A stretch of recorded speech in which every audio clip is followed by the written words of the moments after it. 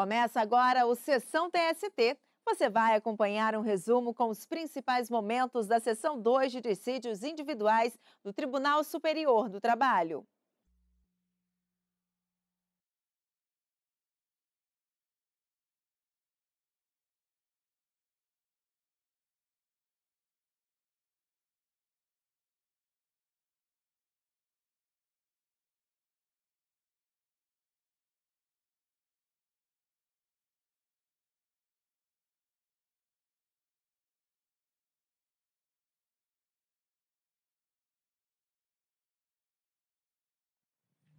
Esteja à vontade. Bom dia a todos. Cumprimento os senhores ministros, doutor Ivana, auxiliadora Mendonça Santos, subprocuradora-geral do Trabalho. É um grande prazer recebê-la na STI2. Cumprimento os senhores advogados, senhores servidores. Declaro aberta a sessão da subseção de individuais 2 do TST. Iniciamos, então, com os pedidos de preferência de relatoria do ministro Douglas Alencar Rodrigues. Pregão. Retorno de vista regimental, concedido à excelentíssima senhora ministra Maria Helena Malma, processo RO 144, dígito 28 de 2011, em que é relator, excelentíssimo senhor ministro Douglas Alencar Rodrigues. Excelentíssimo senhor ministro relator, votou no sentido de dar provimento ao recurso ordinário para conceder a segurança e cassar o acordo da ação civil pública e determinar o retorno dos autos ao TRT da 5ª Região. Não houve sustentação. Ministra Malman, com a palavra. Senhor presidente, aqui trata-se de ação civil pública para anular todos os... Esta é a pretensão inicial, de anular todos os contratos. O juiz julgou procedente e o TRT decretou a nulidade e determinou a citação de todos os empregados. Esta é a questão. Não diz respeito ao cabimento, se essa decisão seria atacável via mandado de segurança ou via recurso de revista. Eu entendo que a decisão ela me parece contrária à compreensão da súmula 406, que dispensa a citação, né, de todos os empregados substituídos, e assim sendo, com fundamento na súmula 214, como já disse, caberia a interposição de recurso de revista. Por isso, senhor presidente, pedindo vênia ao relator, encaminhei voto divergente, no sentido de considerar incabível a interpretação com fundamento na súmula 92 da SDI 2. É assim que eu voto, senhor presidente. A excelência negaria provimento, então. Exato. Né? Unicamente pela questão do cabimento. Sim, cabimento. Ministro Douglas. Senhor presidente, de maneira muito breve, a matéria diz respeito ao cabimento do mandado de segurança contra o acordo regional no qual, de ofício, decretou-se a nulidade do processo por considerar a Corte Regional a existência de litisconsórcio passivo necessário, que seria composto pelos trabalhadores eventualmente afetados pela decisão a ser proferida na ação civil pública, voltada à defesa de direitos e interesses difusos e não individuais homogêneos, na medida em que a pretensão deduzida envolve a rescisão de contratos de trabalho que foram celebrados por empresa pública para funções de confiança, cargos em comissão, empregos em comissão, sem, evidentemente, a necessária submissão desses empregados ao concurso público exigido no texto constitucional. A jurisprudência desta Corte é pacífica, reiterada, notória, iterativa, no sentido de afirmar a ausência do litisconsórcio passivo necessário nessas hipóteses. E, na prática, a compreensão que se estabeleceu foi a de permitir o próprio processamento da ação civil pública. Imaginemos a citação de uma centena de trabalhadores para contestar uma pretensão voltada à defesa de interesses difusos. E, evidentemente, a jurisprudência se estabeleceu, então, no sentido da inexistência do litisconsórcio passivo necessário. Permitir que o feito retorne à primeira instância para que sejam implementados esses atos de citação, na prática, significa, a meu sentir, a absoluta inviabilização do processamento dessa ação civil pública. E mais, a decisão regional, com todas as vênias, lavrada no recurso ordinário, é manifestamente contrária à jurisprudência dessa Corte.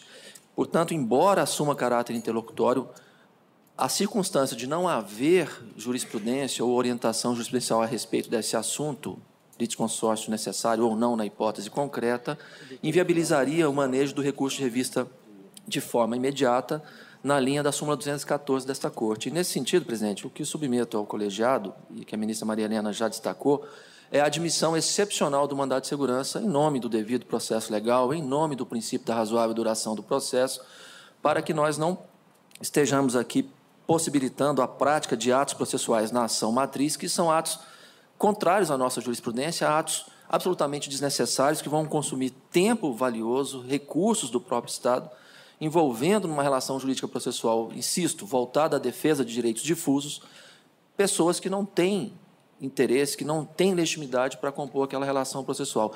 É, de fato, uma situação inusitada e, nesse sentido, o mandado de segurança me parece plenamente cabível, já vista a compreensão que tenho, presidente, no sentido de que as normas processuais devem ser sempre interpretadas no sentido de produzir resultados que sejam compatíveis com os princípios, regras que compõem a ordem jurídica. E aqui me parece, com a devida vênia, que a Corte Regional não andou bem, e, inclusive, contrariando a jurisprudência dessa Corte, e nesse sentido que estou submetendo a questão, votando pelo conhecimento e provimento do recurso.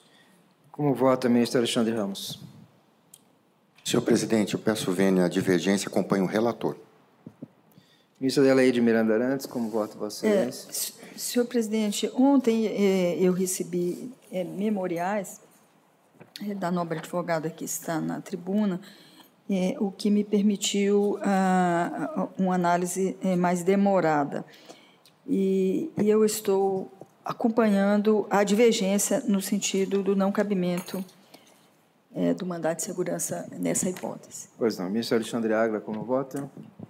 Senhor presidente, senhores ministros, o voto da douta relatora está muito bem lançado, como sempre, e, por outro lado, ele reafirma a nossa jurisprudência. É um caso em que o relator admite a mitigação do AJ número 92, eis que o acórdão regional que anula a decisão proferida na ação civil pública, ante a falta de citação dos litisconsortes, por se tratar de decisão interlocutória, não é recorrível de imediato, mas avilta os dispositivos da lei da ação civil pública, segundo os quais o litisconsórcio é facultativo. A justificar a mitigação da OJ 92 ao fato de que a determinação de retorno dos autos, como salienta o relator, emperra o andamento da ação civil pública, além de ir contra a jurisprudência desta Corte Superior, que é assente no sentido de não haver litisconsórcio passivo em casos em que se discute direito difuso ou direito coletivo. Justifica o relator que, além dessas colocações, o sistema de impugnações de decisões interlocutórias na Justiça do Trabalho tem ensejado o cabimento de mandado de segurança, em situações como a posta nos autos, em que a situação concreta constituída, a par de contrariar a jurisprudência pacífica desta Corte, produzir danos processuais ou materiais evidentes, cuja reparação futura se revelar inócua ou ineficaz. É como consta da página 9 do voto encaminhado. Todavia, nem a decisão contra a jurisprudência do TST, nem o fato de que se trata de decisão interlocutória, que obstaculiza o imediato julgamento da ação civil pública, à primeira vista seria motivo suficiente para, mais uma vez, mitigarmos a aplicação da OJ 92 desta subseção. Resta saber, então, se, neste caso concreto, os danos são realmente evidentes, de impossível ou quase impossível reparação, a ponto de justificar o mandado de segurança. Para dirimir minha dúvida, vê-se, como transcreveu o eminente relator, que casos idênticos já foram julgados nesta colhenda subseção, a exemplo do RO 571 de 2011 e 2015, em voto de lavra do ministro Emanuel, no qual se concluiu que a mora processual na formação do litisconsórcio passivo, com a citação de todos os empregados afetados, inviabiliza e deturpa o propósito da natureza coletiva da ação civil pública. Sendo assim, diante da excepcionalidade do caso, que importa, nas circunstâncias, no necessário afastamento da compreensão da OJ 92 desta subseção, dou provimento ao recurso ordinário para conceder a segurança e cassar o acórdão do egrégio TRT, que determinava o retorno dos autos à vara de origem, determinando o regular processamento do recurso ordinário interposto naquele feito como entender de direito. Acompanhando, então, o voto do eminente relator, pedindo venha a divergência. Mas salientando e reafirmando o que consta da OJ 92, mas considerando a excepcionalidade do caso. Ou seja, diante dessa excepcionalidade já reconhecida em outras situações e diante, apesar do que consta da OJ, da prevalência da lei da ação civil pública, penso que o melhor caminho, no meu entender, na minha compreensão, seria esse, senhor presidente. Com o relator, né?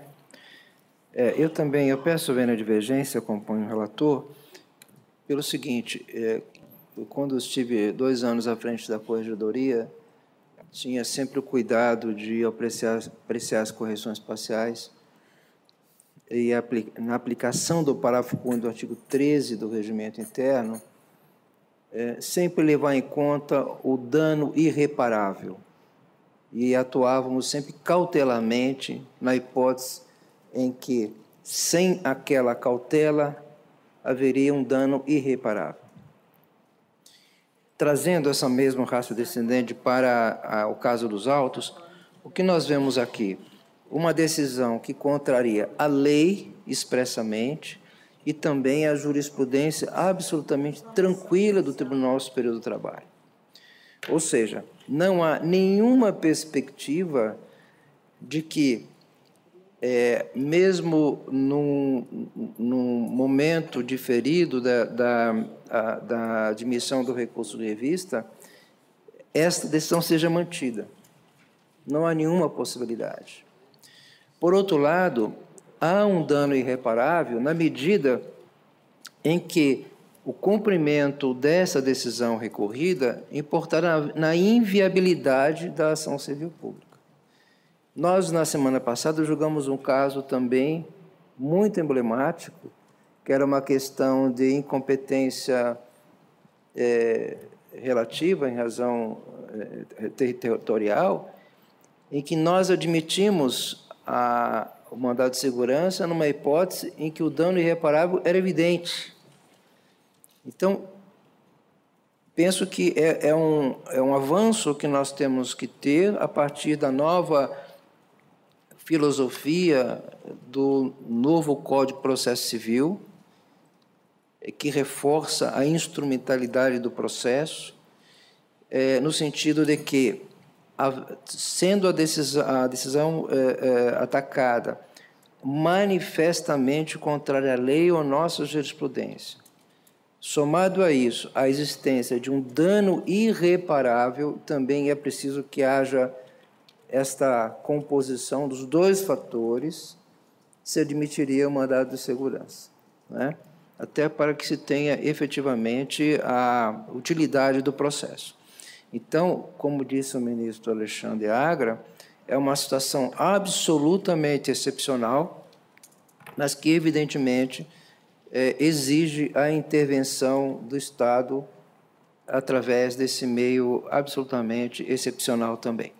Então, com esses breves fundamentos, eu peço vênia divergência, acompanho o relator e proclamo que a decisão é por maioria nos termos do voto do relator, vencidas as ministras Malman e Adelaide, que negavam o provimento ao recurso, entendendo incabível a medida utilizada.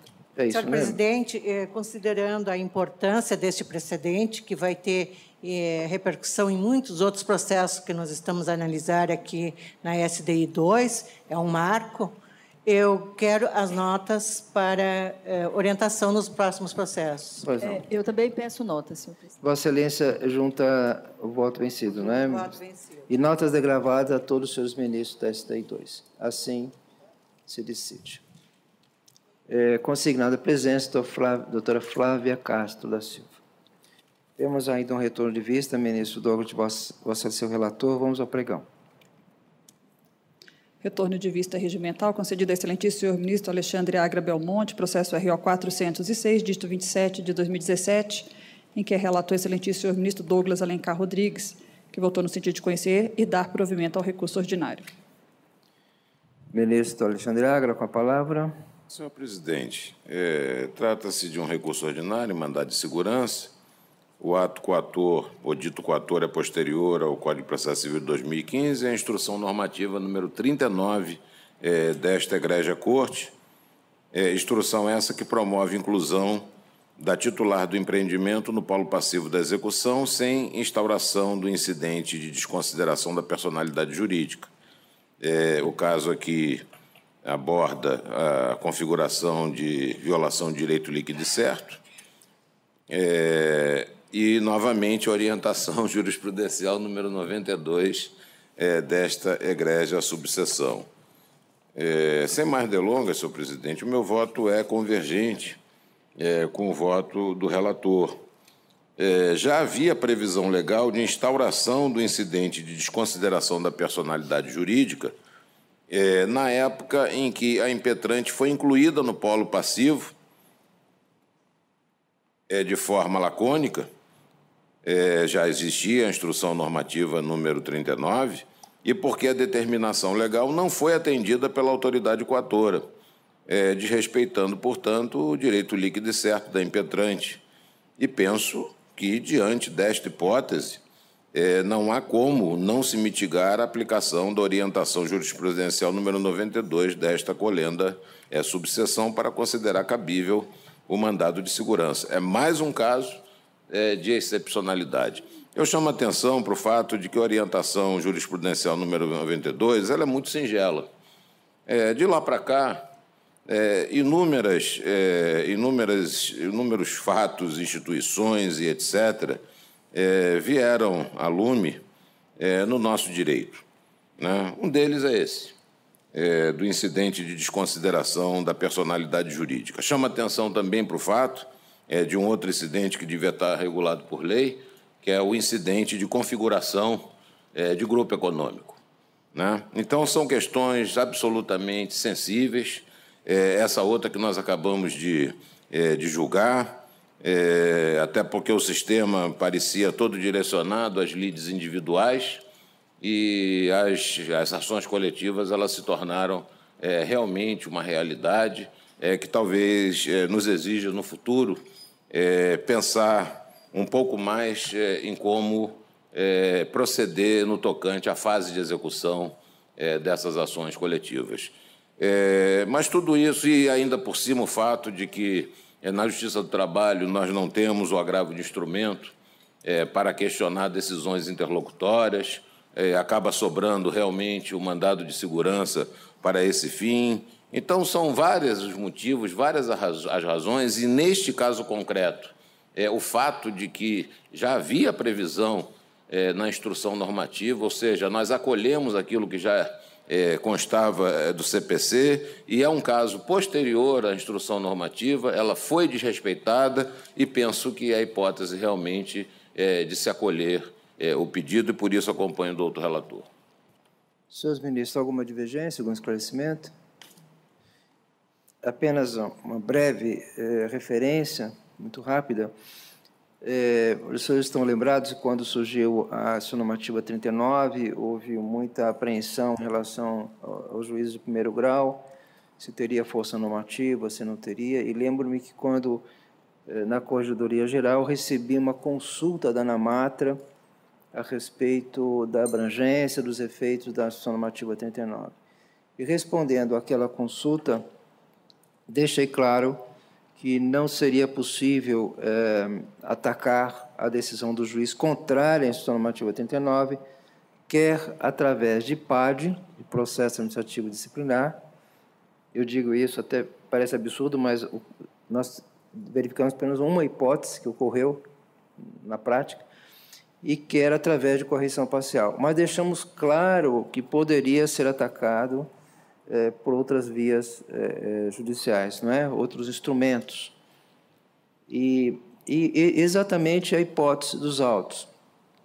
À época, já estava em vigor o novo Código de Processo Civil, também a instrução normativa 39, E, lamentavelmente, o magistrado trouxe para o polo passivo os sócios sem um incidente de desconsideração da pessoa jurídica, contrariamente ao disposto na Instrução Normativa 39. Então, não acolher o mandado de segurança importaria em permitir, eventualmente, que a parte viesse até o Tribunal Superior do Trabalho para depois ver anulado todo o processo, não é? Enfim, isso se pudesse vir, porque, dependendo da hipótese, muitas vezes a parte sequer consegue garantir a execução para trazer o processo ao Tribunal Superior. Então, são situações extremas em que o ato impugnado ele contraria frontalmente a lei e a nossa jurisprudência, e também aqui, nesse caso, fica evidente o dano irreparável. Então, são os dois, digamos assim, fundamentos, não é? Eu estou frisando bem nisso para não passar a impressão que nós estamos agora superando o J92 de forma irrestrita. São dois pressupostos. A decisão está contrária à lei ou à jurisprudência consagrada no TST e está configurado o dano irreparável. Acho que podemos firmar essa tese, não é, senhores ministros?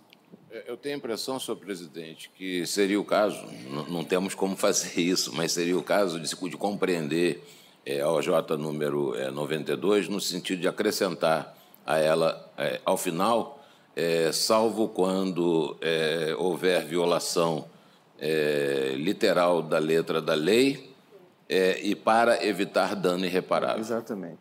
Acho que seria o adequado. Isso. Quem sabe... Dano de lei e súmula. Sim. Quem sabe agora, depois de nós enfrentarmos a questão da constitucionalidade do artigo 702, né, possamos avançar também na alteração da súmula J. Ministro Douglas. Senhor presidente, dois brevíssimos registros. O primeiro para dizer que este caso coloca em evidência uma discussão sempre presente, que sempre permeia os debates que são travados em todos os graus de jurisdição e que diz respeito ao papel do Tribunal Superior do Trabalho, ao papel dos juízes no cumprimento das diretrizes jurisprudenciais, mesmo que não vinculantes, não editadas em incidentes de assunção de competência ou de resolução de recursos repetitivos, diretrizes que buscam realizar valores sensíveis como segurança jurídica, isonomia, celeridade, enfim, previsibilidade. A IN 39 desta Corte sinalizou de maneira clara a propósito da aplicação do IDPJ ao processo do trabalho. E nós estamos firmando, então, a nova orientação, admitindo o mandado de segurança quando há quebra evidente, inexcusável do devido processo legal, com prejuízos manifestos aos litigantes. Essas duas decisões me parecem importantíssimas, na medida em que revelam o nosso compromisso com a tutela efetiva do devido processo legal. Bem ou mal, nós integramos um sistema judiciário e as diretrizes que são aqui construídas devem ser seguidas pelos magistrados que integram os demais graus de jurisdição. Não se cuida de uma visão antidemocrática, muito ao contrário, de uma visão responsável, no sentido de atender aos interesses, aos anseios dos jurisdicionados por segurança jurídica.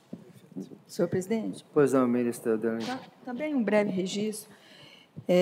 Eu tenho uma preocupação grande com os óbices da UJ 92, tendo em vista que, principalmente no processo de execução, como bem salientou o ministro Alexandre, porque muitas vezes a parte tem, na teoria, uma outra alternativa, mas não tem na prática uma outra alternativa. Então, eu quero dizer que eu estou de pleno acordo com essas exceções que hoje aqui ficam estabelecidas e terei uma outra diretriz para o meu gabinete a partir dessas duas decisões. Eu peço, então, notas degravadas. Sim, também. Mandarei notas Eu a também todos. desejo notas degravadas e eu registro aqui que, quando cheguei no Tribunal Superior do Trabalho, vindo da instância ordinária, eu sempre entendi que dever-se-ia trabalhar com uma visão mais flexibilizante.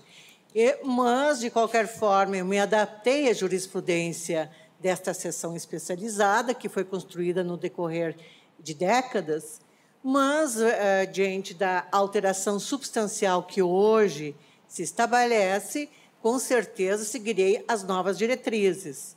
Eu penso que é importante, como diz o ministro Douglas, há repercussões, porque nós estamos aqui em instância ordinária, né?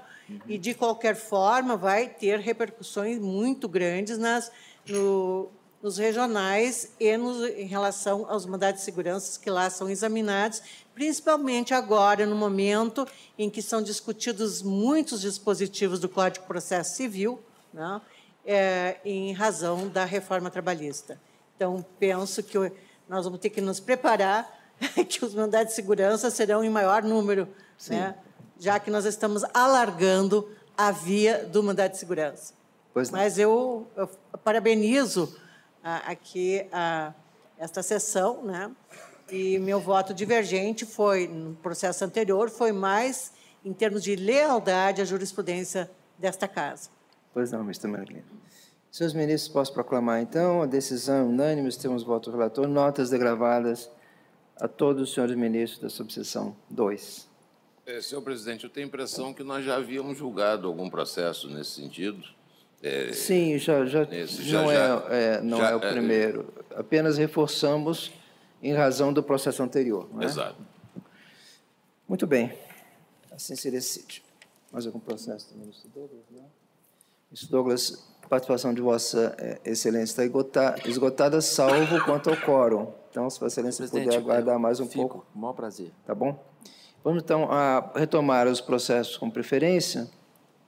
Relator excelentíssimo, senhor ministro Alexandre Agra Belmonte, processo RO 20.208, dígito 13, de 2016, em que são partes Souza Cruz, LTDA, e Pedro Antônio da Silva. Com a palavra o relator. RO, mas esse não é retorno de vista, nada disso, não? Não, não, está na preferência. Ah, sim. Alexandre Agra. Muito bem, senhor presidente. Recurso ordinário à ação rescisória.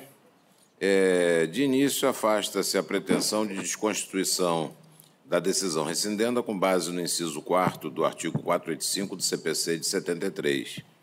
A invocação de desrespeito à coisa julgada formada no processo de conhecimento, na correspondente fase de execução, somente é passível com base na violação do artigo 5º, 36 da Constituição Federal.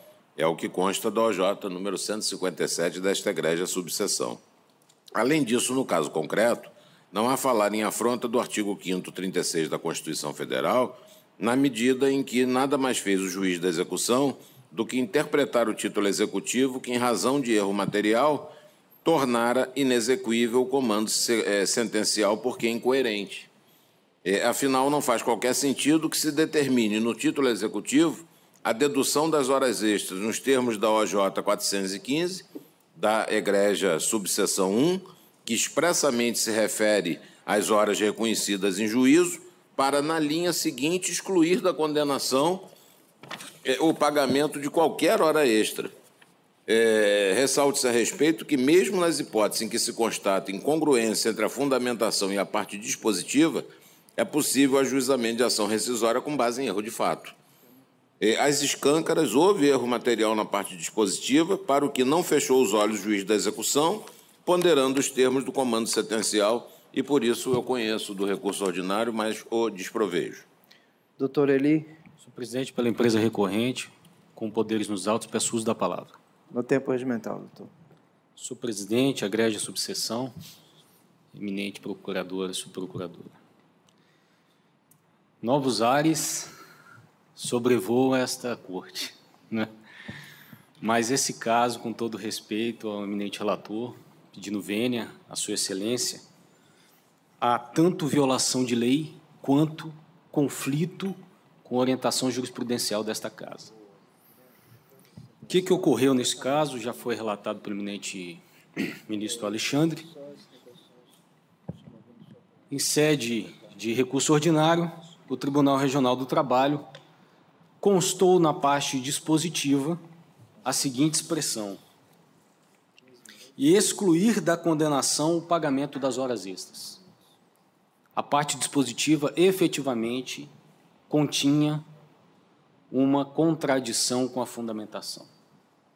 Mas, e o que eu chamo a atenção a Vossas Excelências é que o reclamante opôs embargos de declaração, o qual não foi conhecido, e deixou transitar em julgado, ou seja, não interpôs recurso de revista para apontar o erro na respeitável decisão, e, na execução, provocou o juiz sobre o erro material, o qual foi afastado, em interpretação à coisa julgada, e, em sede de agravo de petição, o Tribunal Regional proveu o recurso e incluiu na condenação as horas extras,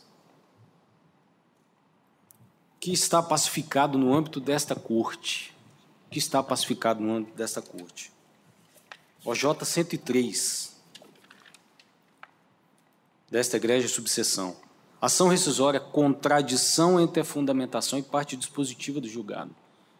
É cabível a rescisória para corrigir a contradição entre a parte dispositiva e a sua fundamentação.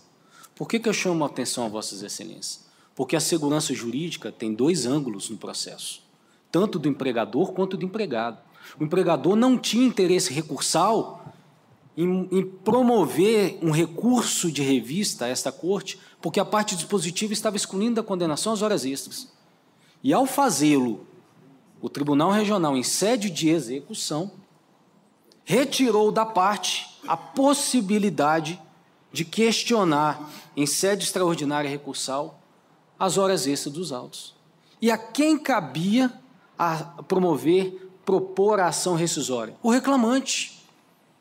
Era o reclamante quem deveria ter ajuizado uma ação rescisória para readquirir a condição do direito às horas extras. E o que fez a empresa, surpresa com um acordo em sede de Tribunal Regional do Trabalho, deferindo horas extras, está em violação à coisa julgada. A coisa julgada excluiu. E eu tenho... posso dizer a Vossa Excelência que eu tenho várias ações rescisórias discutindo contradição entre parte dispositiva e fundamentação, e Vossa Excelência já enfrentaram aqui. E a leitura que se deve ter feita deste caso é: vamos manter, Vossas Excelências têm por obrigação legal, no artigo 926 do Código de Processo Civil, manter a jurisprudência dessa Casa de forma coerente, uniforme e estável. E ela está estratificada na OJ 113. O reclamante tinha todas as condições processuais possíveis para rever essa condição. Por exemplo, embargos de declaração, que por um motivo não foram conhecidos, recurso de revista a esta Corte Superior, arguindo a nulidade, ação rescisória para restabelecer a questão, mas é imprescindível que Vossas Excelências não permitam, com todo respeito, que o acordo regional possa rever a condenação para uma das partes nessa situação. Eu já estive em situação contrária que essa Corte não deu, essa Corte não deferiu, em situação absolutamente contrária. Então, esse cuidado, Vossas Excelências têm que ter, porque esse processo remete ao CPC de 73, às violações legais, principalmente a coisa julgada, violação ao artigo 879, parágrafo 1º da CLT, 536 da Constituição Federal, 502 já agora sobre a análise do novo Código de Processo Civil, 504, e só para Vossas Excelências terem uma noção, lógico que o valor econômico da causa não está em voga, mas consideravelmente essa causa quase que duplicou por uma questão que o reclamante deveria processualmente seguir o caminho correto, de forma que o devido processo legal fosse observado também para o empregador, porque a ele foi retirado o direito de interpor recurso de revista para questionar as horas extras. Ou seja, não cabia ao empregador opor embargo de declaração, suscitar um erro material que eventualmente existia, porque o reclamante já o fizera via embargo de declaração, para trazer esse imbróglio ao acordo regional, quando a lei expressamente lhe diz que o que transita em julgado é a parte dispositiva da respeitável decisão.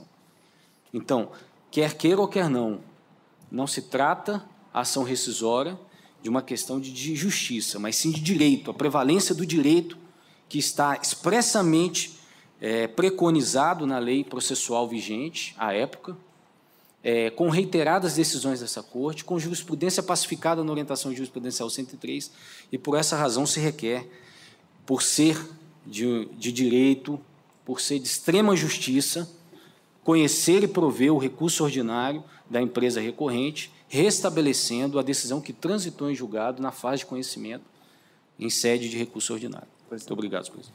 Ministro Alexandre, mantém o seu voto.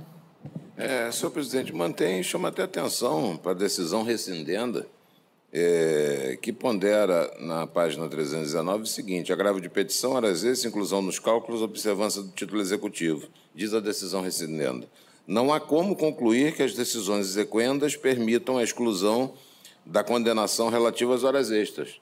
No acordo exequendo, mostra-se evidente o erro material na transcrição do resumo do deciso, no qual constou a exclusão das horas extras, já que o conjunto da decisão transitada em julgado, e aí, pedindo vênia ao que foi dito na tribuna, aí ele fala, na fundamentação e na conclusão, inclusive, é em sentido diverso, havendo apenas um voto divergente que foi vencido somente quanto ao item compensação de horas extras, que não se coaduna, portanto, com a exclusão das horas extras. Agravo de petição interposto pelo exequente é que se dá provimento parcial. Também. Senhores ministros, alguma dúvida, esclarecimento? Senhor presidente, embora Douglas. esteja já com a convicção firmada, mas em razão da contundência dos argumentos produzidos na sustentação oral, que enfatizam a existência de vários precedentes em hipóteses absolutamente semelhantes, eu vou pedir vênia ao eminente relator para vista regimental. Pois não. Então, após o voto de sustentação oral, suspenso o julgamento, em razão de vista regimental, o ministro Douglas Alencar Rodrigues, notas degravadas a todos os seus ministros da subseção. Sustentou a doutora Elita Eulino Júnior. Pois não, ministro da Lei. Não, pode concluir. É quanto a esse processo, ministro da Lei? Sim, senhor presidente. Eu considero oportuna a vista regimental do ministro Douglas, porque eu não tive tempo não houve tempo suficiente para eu verificar os precedentes que o doutor Eli se refere da tribuna, que é importante. Então, eu fico mais confortável votar depois da vista regimental. Então, assim se decide. Relatora excelentíssima, senhora ministra Adelaide Miranda Arantes, processo RO 1611, de 32 de 2017. Pois não, ministro Douglas. Neste caso... Eu já analisei e estou acolhendo, ministro Douglas. Ministro Douglas. Pois é, presidente. Aqui, Vossa Excelência acolheu, neste caso? Assim, muito rapidamente, que Vossa Excelência contribuiu falando antecipadamente, eu reconheço que a questão do justo motivo é tema a ser analisado em ação matriz e não em sede de mandado de segurança. Mas, nesse caso, acho que esse é o único caso, não se pode manter o pagamento da gratificação na integralidade, devendo ser respeitada a média decenal. Apenas nesse caso, eu estou dissentindo de Vossa Excelência. Nos outros dois casos, eu estou acolhendo.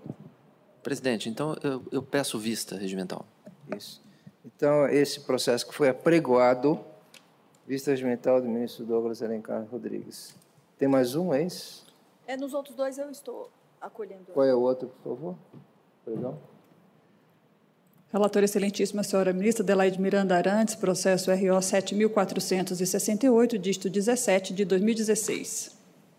Também com vista regimental, ministro Douglas? Nesse caso, senhor presidente, posso manifestar? Não, nesse caso, como apenas remanesceu conhecido o tema da nulidade, eu nego o provimento ao invés de rejeitá-lo.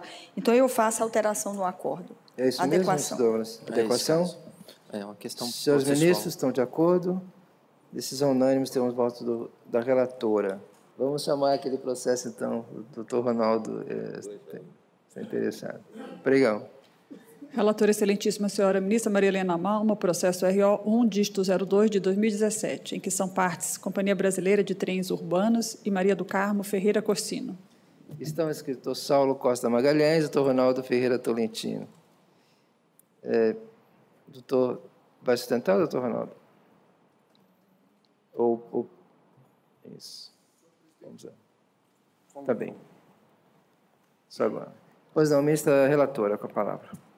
Senhor presidente, que trata-se de recurso ordinário em mandado de segurança, o ato coator, no caso, é reintegração liminar em reclamação trabalhista de empregada acometida por neoplasia maligna.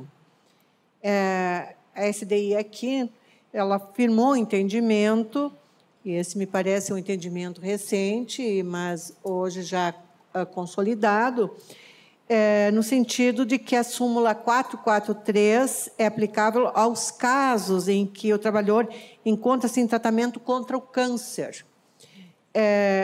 E, assim sendo, presume-se discriminatória a despedida, cabendo ao empregador a demonstração do contrário. Isso não ficou presente no caso. E, assim sendo, eu proponho seja conhecido o recurso e desprovido o recurso da CBTU. Pois não. Ministro Douglas, pretende abrir divergência neste caso? Não, presidente, não. Não? Vossa Excelência tinha destacado, não é? Presidente, é um caso que recebi o memorial e eu gostaria de participar desse julgamento. Julgamento. Pois não. Perfeito. Pois não. O recorrente, doutor Saulo Costa Magalhães. Pretende sustentar, doutor Saulo? Excelência, apenas o registro da presença. Registro. Doutor Ronaldo também só registro. Senhores ministros, decisão unânime, temos o voto do relator, consignado a presença, doutores Saulo Costa Magalhães e Ronaldo Ferreira Tolentino. Muito obrigado. Ministro Douglas, Vossa Excelência agora está dispensado, ministro, nosso presidente acabou de chegar, para recompor o quórum. Boa viagem a Vossa Excelência. Obrigado, tá boa sessão a todos. Eu passo a presidência ao ministro Brito Pereira. Está reaberta a sessão. Agradeço ao nobre ministro Renato e cá estou atendendo ao seu chamado. Antes de chamar a próxima preferência, ministro Renato, saudar senhoras ministras, senhores ministros, doutora Ivana, do Ministério Público, advogados e servidores. Vamos prosseguir atendendo às preferências das senhoras e dos senhores advogados. Relator excelentíssimo senhor ministro Alexandre Aga Belmonte, processo RA 1.003.368, dígito 62, de 2016. Em são partes, Décio Belisário Silva e outro, e José Luiz Nóvoa e outros. Até a palavra, nobre ministro Alexandre Aga.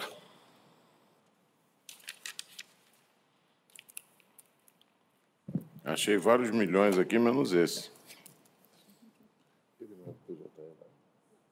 Senhor presidente, vamos pelo... Ele já está na tela? Queria acompanhar pelo voto escrito, mas por alguma razão ele não está aqui. Senhor presidente, trata-se de recurso ordinário em ação rescisória ajuizada sob a égide do Código de Processo Civil de 2015. O tema é fraude à execução, nulidade da arrematação, pretensão desconstitutiva calcada no artigo 966, incisos 5 e 8 do CPC de 1973. Indicação de violação dos artigos 5º, 36 da Constituição Federal e 593 CPC de 2015. Trata-se de ação rescisória intentada contra a sentença que julgou improcedente a ação anulatória de arrematação.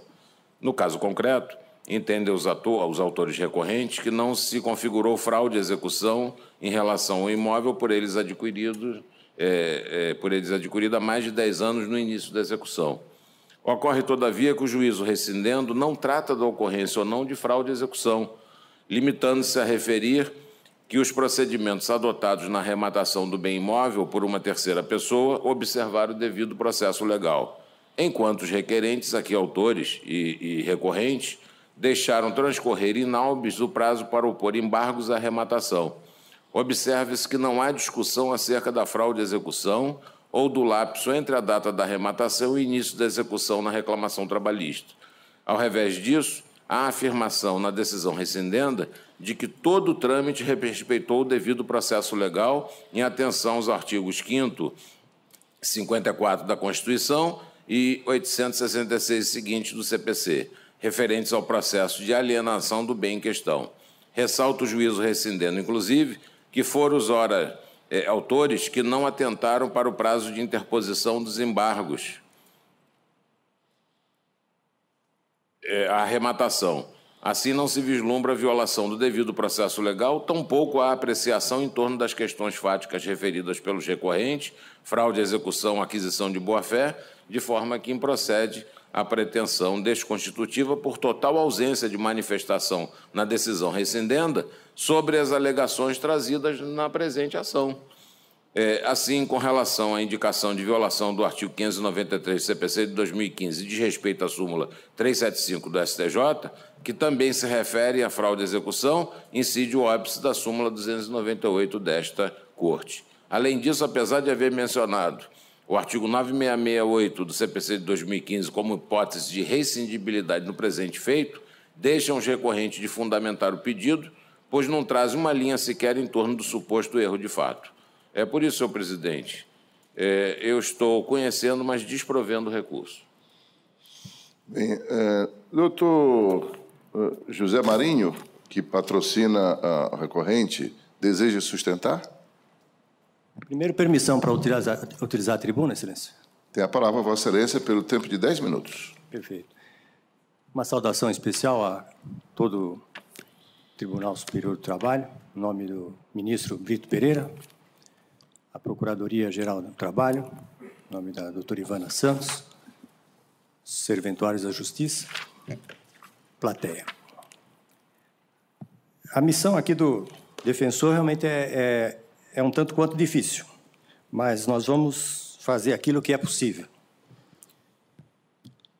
Hoje foi dito aqui, por Vossas Excelências, que quando uma decisão for manifestamente contrária à lei e ela trouxer um dano irreparável, algum instrumento deve ser utilizado. Inclusive, foi dito aqui que a possibilidade de se alterar a súmula 92, se eu não me engano, é isso, para fazer constar isso. O doutor Douglas Alencar, inclusive, já não está mais presente, mas falou que o tribunal tem essa responsabilidade, sim, a responsabilidade social. No presente caso, eu clamo aqui a Vossa Excelência que não pretendo de forma nenhuma ofender a inteligência, mas algumas situações precisam ser colocadas para poder, ao final, prevalecer o bom senso, que é o que realmente tem se verificado aqui perante esse tribunal. A aquisição do imóvel foi realmente feita no ano de 2002 e depois 10 anos, longos 10 anos aí, houve a inclusão daquele que tinha feito a venda do imóvel para uma terceira pessoa, no caso aí os apelantes, e, notem, 10 anos depois foi efetivada essa venda, sem inclusão dele no momento da execução. Houve um erro por parte dos apelantes? Eu acredito que sim. Até não era no nosso escritório que estava cuidando dessa causa, mas houve um erro, sim, foi dito isso, e é notório. Não ingressaram com o recurso. Não ingressaram mesmo com o recurso na época oportuna, perderam o prazo lá dos embargos, a arrematação. E, por fim, o erro cometido, o erro com a vênia de Vossas Excelências, pelo juiz singular, quando ele decretou uma fraude, quando não existia sequer execução, não havia execução, e ele decretou uma fraude à execução. Isso consta dos autos. Havia uma execução, mas ele não pertencia, o vendedor do imóvel, a ele já não pertencia o imóvel. Ele já havia se desfeito desse imóvel. A inclusão dele no processo se deu 10 anos depois.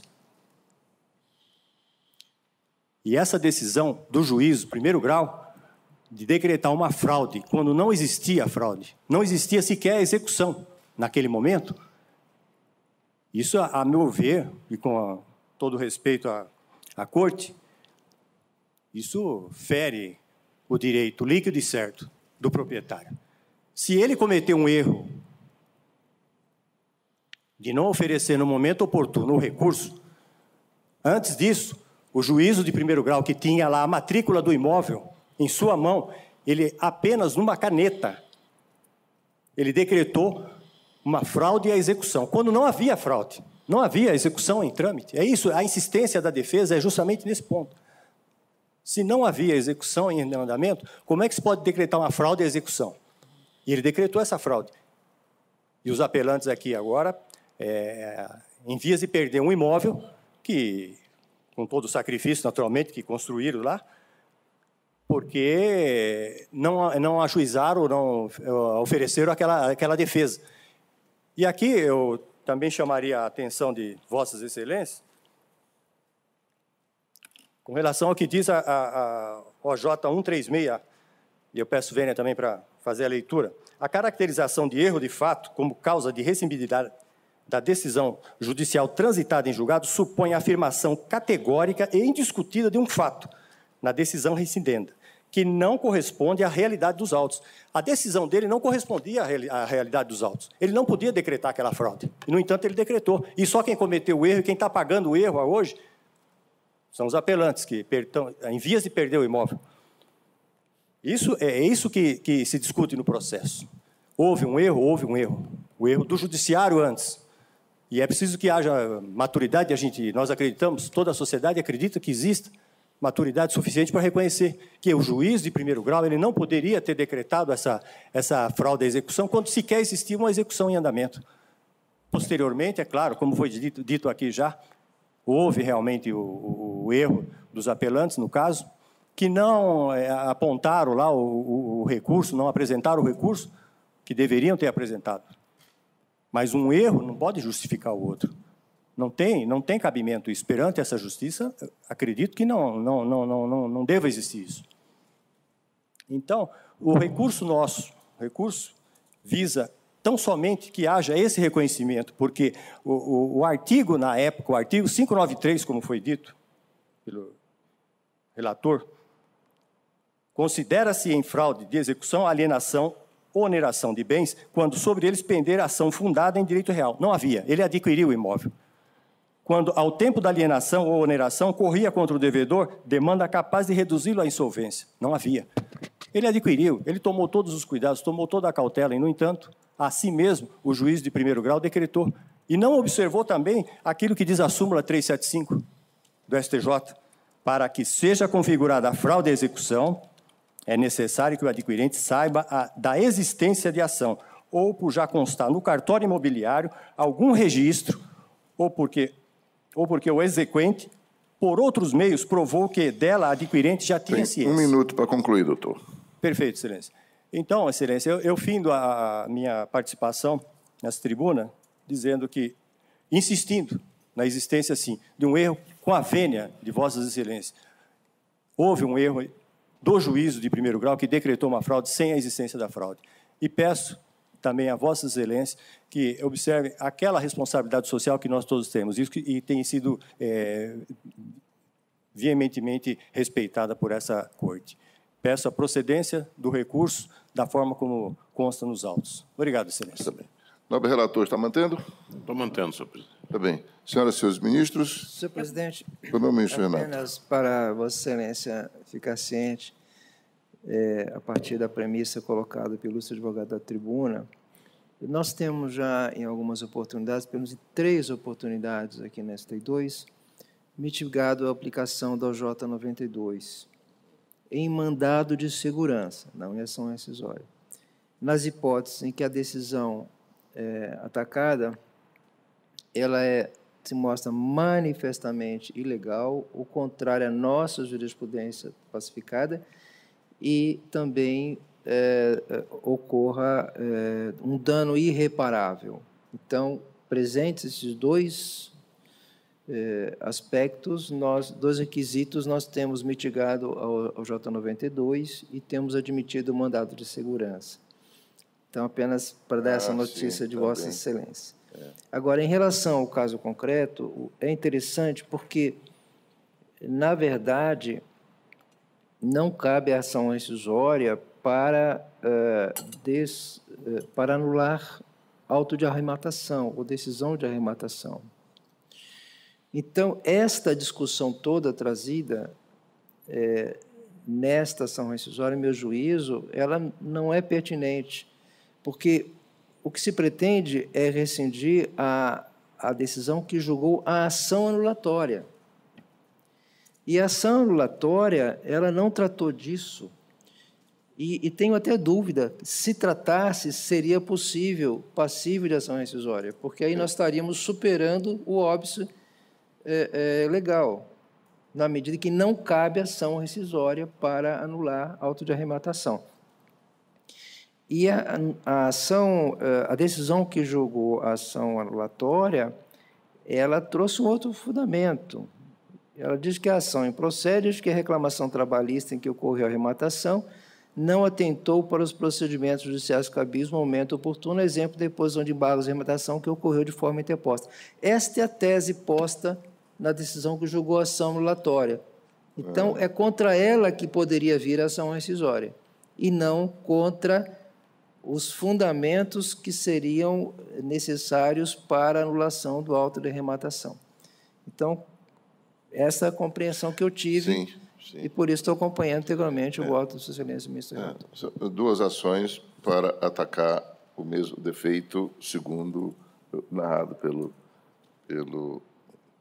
ministro relator também. E eu fiquei aqui impressionado com o argumento do ministro relator, que afirma que, a despeito de indicar o artigo 966, inciso 8º do CPC, não trouxe argumentos em torno do suposto erro de fato, o que é uma carência de dialeticidade. E provavelmente nem fosse mesmo inciso 8º, diante desse quadro que o ministro Renato traz. Mas está em discussão, não havendo divergência, proclamo o resultado do julgamento nos termos do voto do nobre ministro Alexandre Agra, relator. Antes de chamar o próximo, quero saudar o nosso estimado professor Nelson Manche, que o professor Nelson Manche está aqui contribuindo conosco. Aliás, sempre contribuiu com a Justiça do Trabalho, com pareceres, formando na USP, né, advogados trabalhistas e numa advocacia muito ampla. Mas Sua Excelência está aqui desde o dia 3, aliás, antes do dia 3 de setembro, né, doutor Nelson, contribuindo com a comissão do concurso, da prova oral do nosso concurso da magistratura, que encerrou, as arguições se encerraram no dia 31, quarta-feira, e até ontem ainda tinha atividade, que foi quando se revelou os pontos, né? Se divulgou as notas dos 269 candidatos que foram arguidos, né? 229 lograram êxito. Uma comissão extraordinariamente serena e muito elogiada pelos candidatos. Eu vi essa repercussão nos corredores, doutor Nelson. A tranquilidade deles, sabendo que iam se submeter àquela banca ali, formada com tantos nobres ministros, e o doutor Nelson Manri estava ali, presidida pelo ministro Lélio, estava o ministro Vieira de Mello, ministro Augusto César, né, ministro Romeu Oliveira e os ilustres suplentes que foram demandados também, né? Ministro Cláudio, ministra Cátia, enfim, foi uma maratona com muito esforço físico e intelectual, né, que foi um grande sucesso esse evento, essa fase do concurso. Portanto, doutor Nelson, receba as nossas saudações e bem-vindo aqui, agradável, a companhia de Vossa Excelência. Pregou-se o próximo. Relatora Excelentíssima Senhora Ministra Adelaide Miranda Arantes, processo RO 24157, dígito 53 de 2017, em que são partes Cafeira Bertin, LTDA, e Luzia Catarina de Araújo, outro. Tem a palavra a nobre ministra Adelaide Arantes. Senhor presidente, trata-se de recurso ordinário em agravo regimental, em mandado de segurança, preliminar de nulidade do acórdão recorrido por negativa de prestação jurisdicional, em que considero desnecessária a análise da referida arguição, em decorrência da ampla devolutividade conferida a essa modalidade recursal na forma do artigo 1013, parágrafo 1º do Código de Processo Civil de 2015. Rejeito, portanto, a preliminar. No que se refere à inclusão no polo passivo da execução, incidência da orientação jurisprudencial 92 desta SDI 2, bloqueio de valores em contas bancárias, liberação na reclamação trabalhista matriz e bloqueio em reclamação trabalhista diversa. Nesse tema, eu considerei a perda do objeto que foi constatada na origem, pois é a hipótese em que o mandado de segurança foi impetrado para atacar o ato que determinou a inclusão da impetrante como devedora solidária no polo passivo da execução trabalhista, após o reconhecimento de que integrava o grupo econômico da reclamada e o bloqueio bancário através do Bacenjude. A pretensão relativa à exclusão do polo passivo não está afeta à órbita do mandado de segurança. O ato atacado é passivo de impugnação por recurso próprio, qual seja embargos à execução, e, na sequência, também agravo de petição. Incide na hipótese a orientação jurisprudencial 92 e, além do que trago também, precedentes no meu voto. No que se refere à impugnação à determinação de bloqueio de valores, verifica-se que o ato coator não mais subsiste no mundo jurídico, porque houve, posteriormente, ordem de desbloqueio na ação trabalhista matriz, embora tenham sido bloqueados ato contínuo, por determinação constante em reclamação trabalhista diversa. Recurso ordinário que conheço e nego provimento. Senhor presidente, eu havia, inclusive, feito o destaque, se não fosse o fato de ter havido também inscrição para ostentação oral, eu destacaria para Vossas Excelências, porque é uma questão que tem essa particularidade. Sim. É o meu voto. Está bem, ministro Adelaide. Doutor Daniel, deseja sustentar? Gostaria, sim. Está bem. Vossa Excelência tem 10 minutos. Perfeito, obrigado. Excelentíssimos ministros, muito bom dia, obrigado pela palavra. Apesar de ter, como foi ressaltado pela ilustre relatora, a transferência desses valores,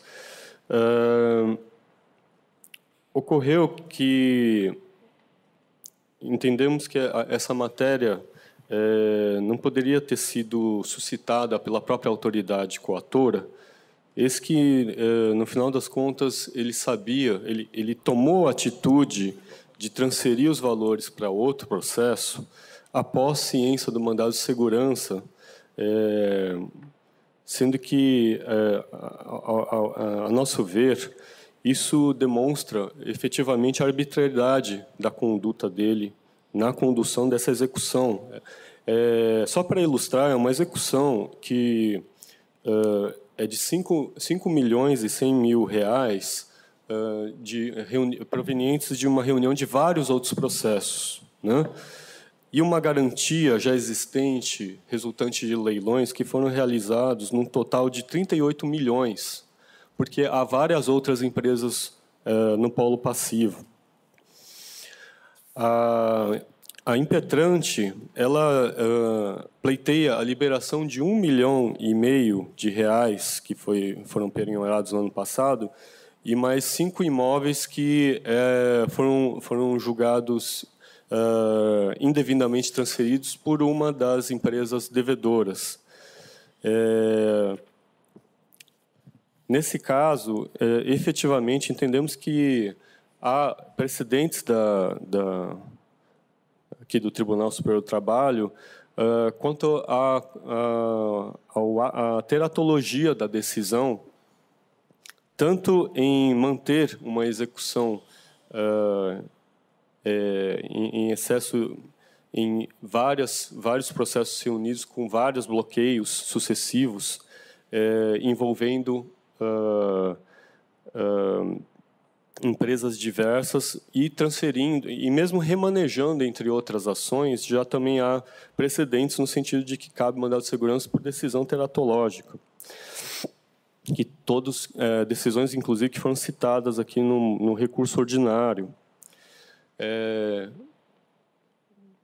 Gostaria de refrisar que, efetivamente, sabendo que esses valores estavam em discussão, estavam sub júdice no mandado de segurança, a conduta da autoridade coatora nada mais mostra do que uma arbitrariedade e o reconhecimento até de que, efetivamente, havia ilegalidades cometidas e que legitimavam o manejo do mandado de segurança.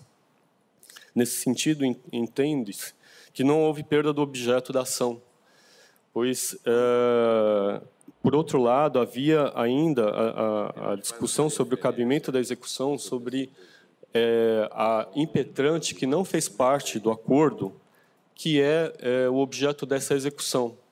Foi um acordo que foi realizado com outras partes, e não com participação da impetrante. E, acima de tudo, o argumento de manutenção da impetrante na execução é simplesmente a existência de sócios comuns, ainda que de mesmos familiares, e que não haveria aqui, no caso, nenhuma menção a alguma prova de hierarquia, simplesmente baseado na questão de haver sócios em comum. Nesse sentido, os precedentes do SDI recentes, eles são pela ofensa ao princípio da legalidade e ofensa ao artigo 2º, parágrafo 2º da antiga redação do CLT. Cito aqui a decisão de embargos 214940, dígito 39 de 2006, da lavra do ministro Horácio Raimundo, de 15 de agosto de 2014, embargos, número 92, dígito 21, de 2014, redigidos pelo ministro João Oreste Dallazen, de 5 de outubro de 2017, e até mesmo que ambas decisões vêm sendo reproduzidas em diversas outras decisões como precedentes determinantes.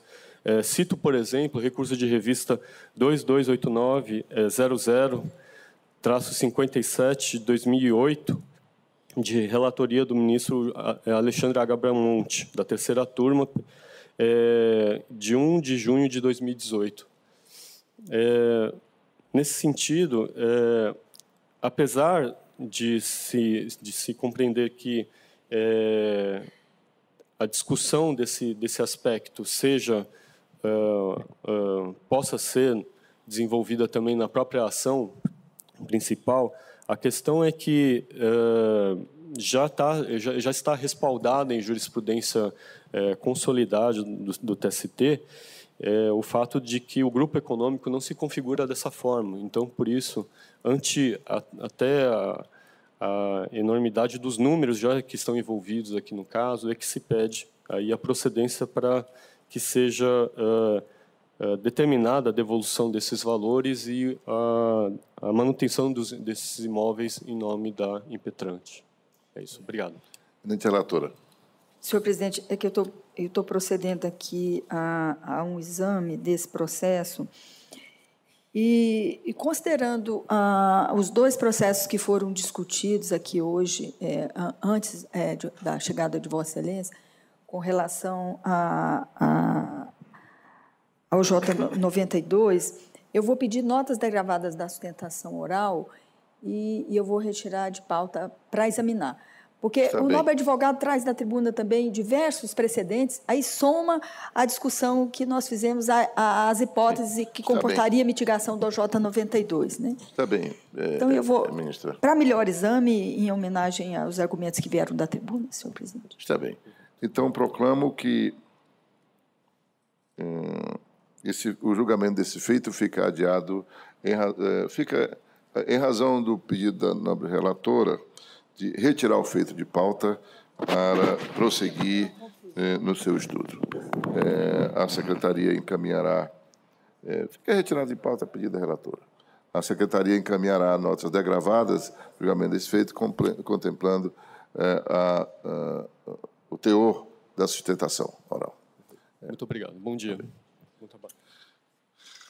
Pregou isso próximo. Relatora excelentíssima, senhora ministra Adelaide Miranda Arantes, processo RO 1.1890, dígito 53 de 2015, em que são partes Dia Brasil, Sociedade LTDA e Temístocles Galdino Ramos Filho e outros. Tem a palavra a nobre ministra relatora. Adelaide Arantes. Senhor presidente, recurso ordinário em ação rescisória ajuizada sob a égide do CPC de 1973. Eu quero, inicialmente, endossar as palavras de Vossa Excelência no que se refere à contribuição do Dr. Manrique, para o Tribunal Superior do Trabalho, que não se limita, naturalmente, à sua participação no concurso público. Sim.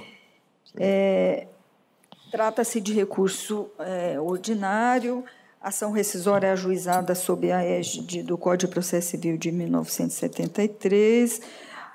Analiso primeiro a pretensão desconstitutiva dirigida contra o acórdão, que não conheceu do recurso ordinário por irregularidade de representação processual, ausência de exame de mérito e impossibilidade jurídica.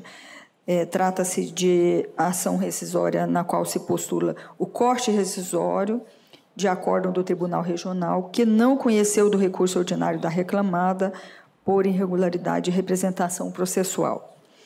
E, na forma do caput do artigo 485 do CPC de 1973, somente a decisão de mérito transitada em julgado e evada dos vícios exaustivamente elencados nos incisos do aludido dispositivo está sujeita a corte rescisório.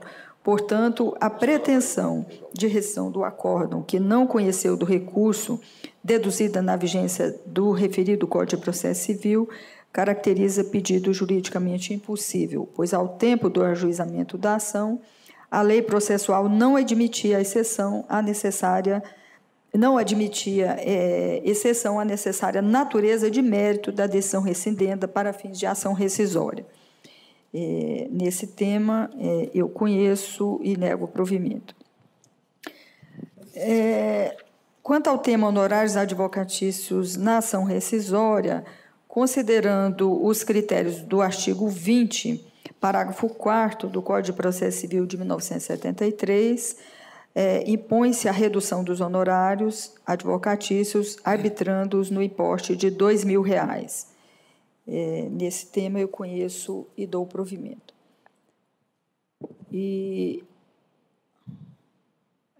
Em conclusão, senhor presidente, eu conheço do recurso ordinário e, no mérito, dou-lhe parcial provimento, a fim de reduzir os honorários advocatícios, e indefiro o pedido de tutela provisória de urgência, inalteradas as custas processuais. É o meu voto.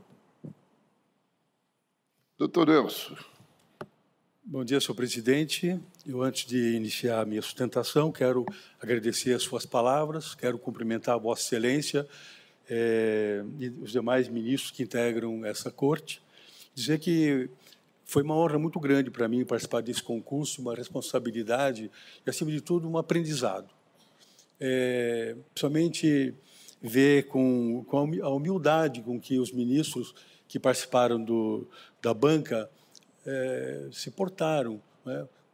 São, talvez, hoje, os maiores professores que nós temos em processo de direito de trabalho. No entanto, estavam ali auxiliando praticamente o candidato, que estava nervoso, aflito, que é natural no final de um concurso como esse, que muitas vezes representa o sonho da vida. E foi um ambiente assim muito tranquilo. E, como eu falei ontem, foi um aprendizado saber do ambiente fraternal que se vive. O advogado não tem essa oportunidade como eu tive, está ali atrás dos bastidores, no restaurante, etc.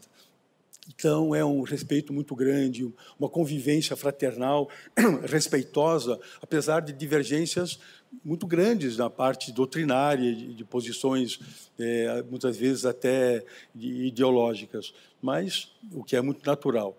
Então, para mim, foi um aprendizado muito grande. Eu agradeço muito a oportunidade, inclusive o apoio que Vossa Excelência deu ao longo de todo o concurso. O ministro Lélio também conduziu a presidência dos trabalhos com serenidade, isso foi um fator importante. Agora, em relação ao presente caso, que a ministra Adelaide acabou de colocar, trata-se de simples irregularidade de representação, né?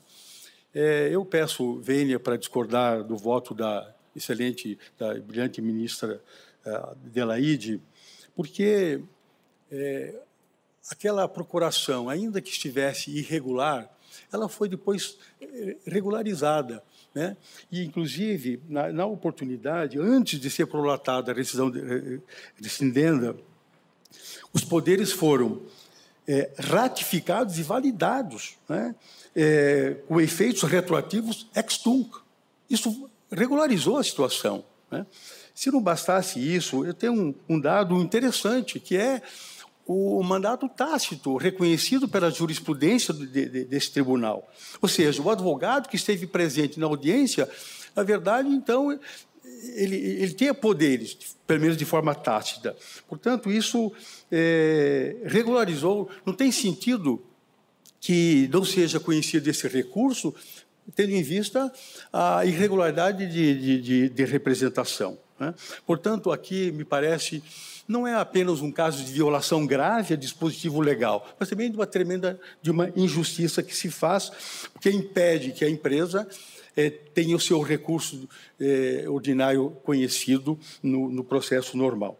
Portanto, o que espera o Dia Brasil é que seja conhecido e provido esse recurso para que seja desconstituída essa decisão de coisa julgada no presentes autos.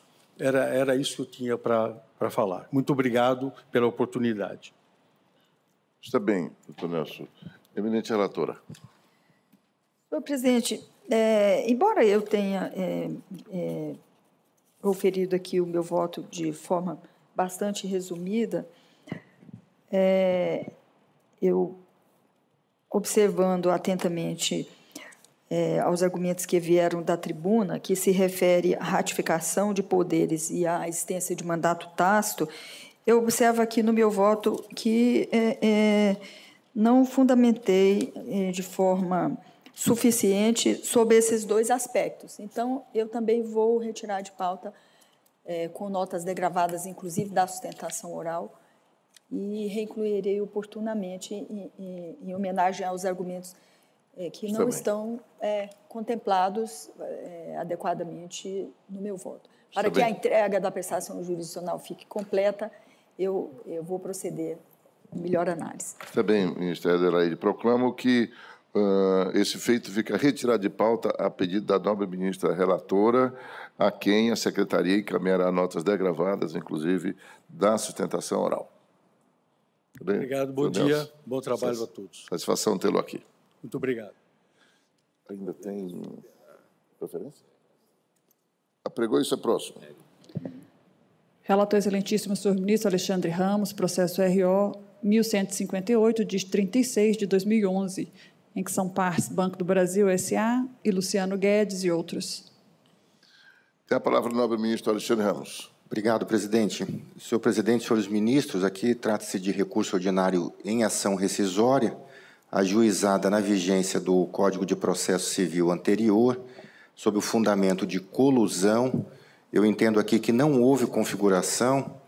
Em síntese, senhor presidente, no feito da ação rescisória não houve produção de provas. A parte autora trouxe tão somente prova documental do processo matriz, buscando uma inferência de que, pela tramitação do processo, e principalmente pelo fato dos réus naquela ação não terem comparecido na audiência de instrução, aos quais foram aplicados, então, aplicada a pena de confissão, isso geraria a ilação por si só de colusão entre autor e réu da ação matriz. Então, estou entendendo que a prova documental, isoladamente, não se presta para esse fim pretendido. Em síntese, estou conhecendo e negando provimento ao recurso, presidente. Nega provimento. Doutor Giovanni, que patrocina o banco, deseja sustentar? Por favor, excelência. Tem a palavra, vossa excelência. 10 minutos.